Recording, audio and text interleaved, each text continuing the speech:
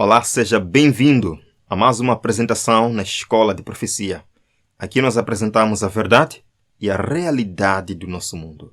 E a realidade do nosso mundo é que ele está mal. O nosso mundo está mal. Isto nós não podemos esconder e nem podemos negar. Há algumas horas, 3 terremotos atingiram 3 partes do mundo. A Califórnia, o Japão e a Venezuela, com danos terríveis. Mas antes de compartilhar isto com os irmãos, quero ler algumas passagens do Espírito de Profecia. Vejam aqui, no livro Desejado de Todas as Nações, Cristo deu sinais de sua vinda. Então Cristo deu o quê? Sinais. Não deu apenas um, deu sinais. Declara que podemos conhecer quando Ele está perto às portas. Ele diz daqueles que veem estas coisas: não passará esta geração sem que todas estas coisas aconteçam. Estes sinais apareceram. Agora sabemos com certeza que a vinda do Senhor está às portas. Não podemos ignorar os sinais, queridos irmãos. Os sinais são importantes para aqueles que vivem nas horas finais. Mais uma passagem. Declara Jesus: e haverá sinais no sol, na lua e nas estrelas, e na terra angústia das nações. Vejam só, os que contemplam estes prenúncios de sua vinda devem saber que está próximo às portas. O grande conflito, páginas 37 e 38. Aqueles que vivem e contemplam os sinais preditos por Cristo devem saber que Ele está próximo às portas. Sinais dos tempos, de 9 de outubro. Vejam só, as nações estão agitadas. Tempos de perplexidade se acham diante de nós.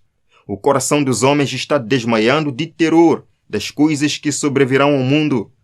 Mas os que creem em Deus ouvirão sua voz em meio à tormenta, dizendo: sou eu, não temais.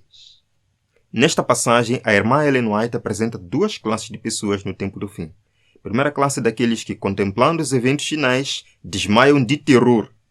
A segunda classe é daqueles que, em meio à tormenta, olham para cima e ouvem uma voz, dizendo: sou eu, não temais. De que lado você está? Daqueles que desmaiam, ficam apavorados com os eventos finais, ou daqueles que se alegram em saber que o Redentor se aproxima? Vamos então. Esta é a realidade do nosso mundo. Não podemos fugir dela, nem podemos ignorá-la. Vejam aqui.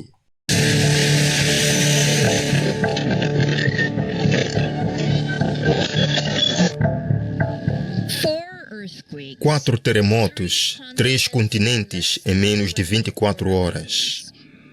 Nos dias 24 e 25 de junho, a Terra tremeu em diferentes partes do mundo. Primeiro na Califórnia, depois na Venezuela e por fim no Japão. É importante destacar que não foram registradas vítimas fatais no Japão, nem mortes na Califórnia. Em contraste, a Venezuela já contabiliza pelo menos 32 mortes, tornando esse, de longe, o mais letal dos 3 eventos.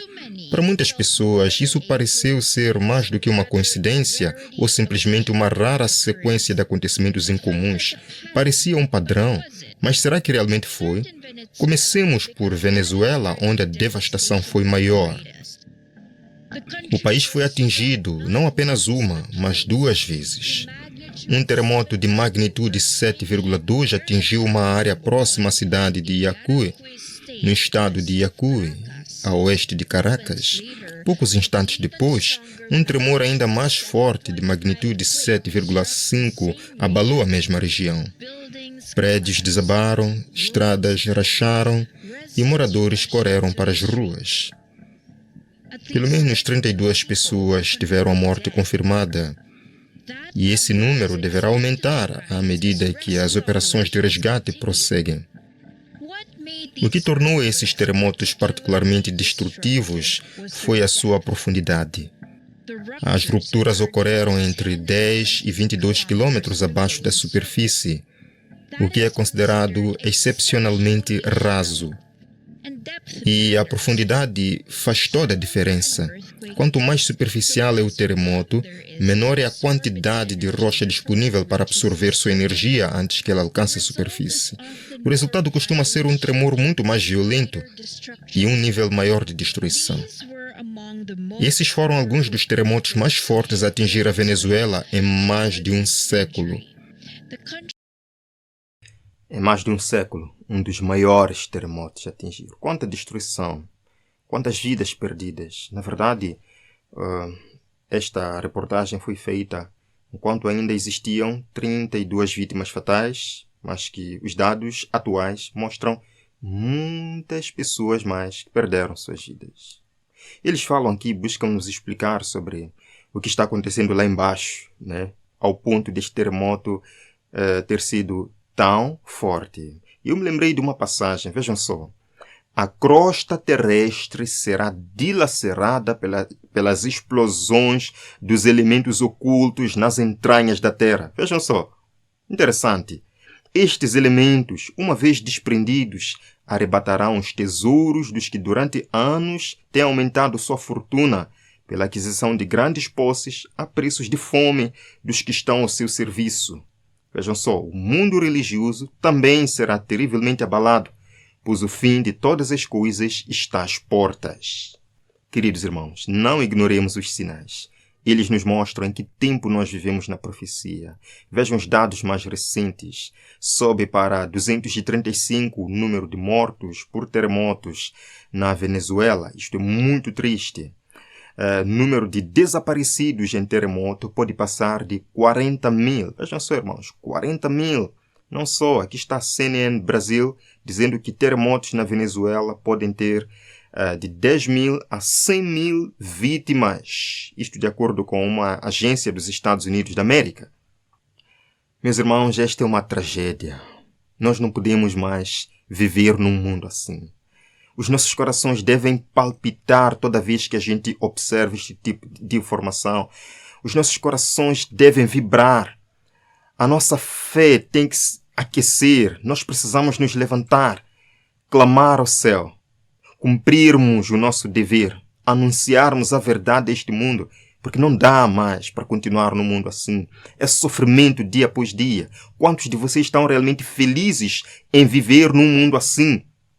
Um mundo imprevisível. Nós não sabemos o que é que vai acontecer amanhã. Não temos segurança alguma, senão em Cristo. É tempo de nós nos humilharmos diante de Deus, clamarmos pelo poder do Espírito Santo, terminarmos a missão. Cristo volte para nos levar ao lar. A Igreja Adventista também sofreu na Venezuela. E não podia ser diferente. Não podia ser diferente. Vejam aqui, este é um site oficial da Igreja Adventista naquela região. Líderes adventistas, isto é de 25 de junho de ontem, líderes adventistas avaliam danos e mobilizam ajuda após o terremoto na Venezuela. Glória a Deus por isto. Vejam só, líderes da nossa igreja lá na Venezuela estão trabalhando para localizar membros da igreja. Então, existem membros da igreja desaparecidos entre os 100 mil que a organização americana estima. Sim, existem. E nós precisamos orar não só pelos nossos irmãos da igreja, mas pelas pessoas todas que estão lá sofrendo.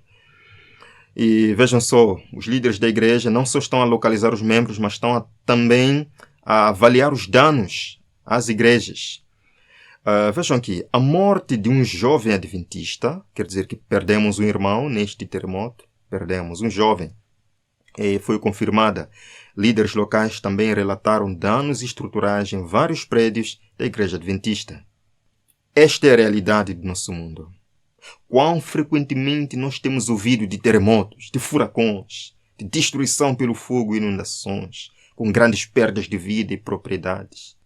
E muitas vezes nós achamos que isto é apenas um capricho da natureza, é obra do acaso.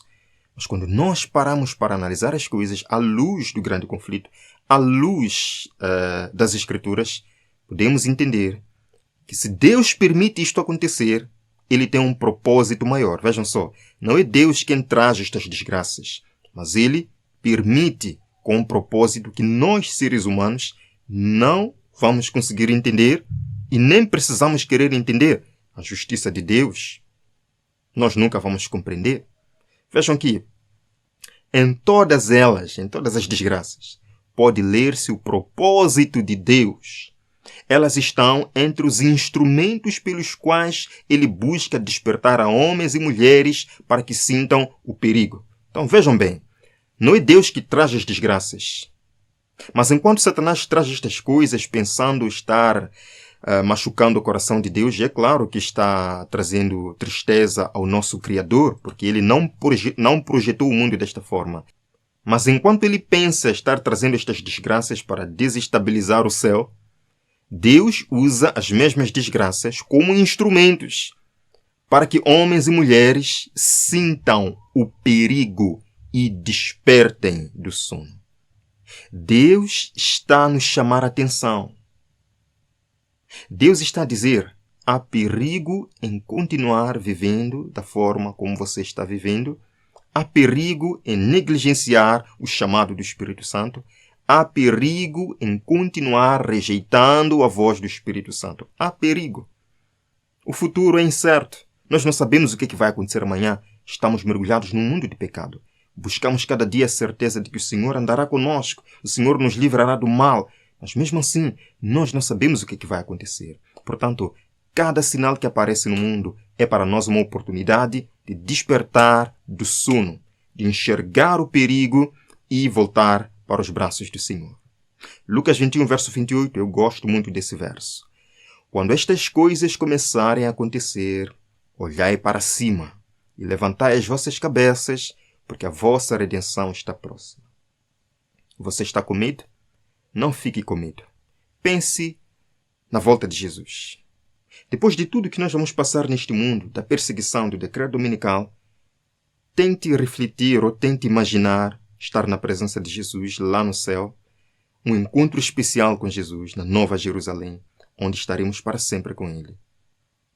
Imaginando isto, você consegue perceber que nenhuma dificuldade deste mundo é maior do que o amor de Cristo.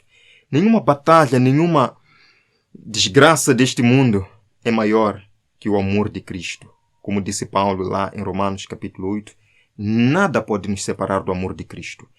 Quando nós vermos estas coisas acontecer, devemos levantar a nossa cabeça, olhar para cima e dizer: Senhor, embora a desgraça tenha assolado a minha casa, eu olho para cima, eu escuto uma voz me dizendo: sou eu, não temais. Vamos orar pelos nossos irmãos lá na Venezuela, na Califórnia, no Japão e em todas as partes do mundo. Por favor, venha comigo nesta oração. Pai do céu, dono do amor, príncipe da paz, o Deus da criação que projetou este mundo belo para que pudesse ser o nosso lar eterno. Infelizmente, estamos mergulhados no pecado. Lúcifer e sua hoste angelical têm trabalhado arduamente para nos trazer o sofrimento, Senhor. Mas nós acreditamos que o teu amor é maior do que o pecado, que o teu amor é maior do que as desgraças, que mesmo, Senhor, sofrendo nestes momentos, nós olhamos para cima e confiamos. Oramos pelos nossos irmãos nestas partes do mundo, em especial na Venezuela, que muitos estão desaparecidos, outros perdendo os seus familiares. Nós queremos orar para que Jesus console os corações dos teus filhos. Que, acima de tudo, a esperança no nosso coração se aqueça. Que a esperança da tua volta cresça cada dia mais em nossa vida.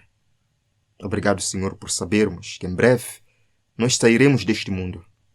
Iremos morar num lugar de paz, onde não haverá nem morte, nem pranto, nem dor. Que seja feita a sua vontade, ó Pai, que é perfeita. Em nome de Jesus. Amém. Até a próxima. Deus o abençoe.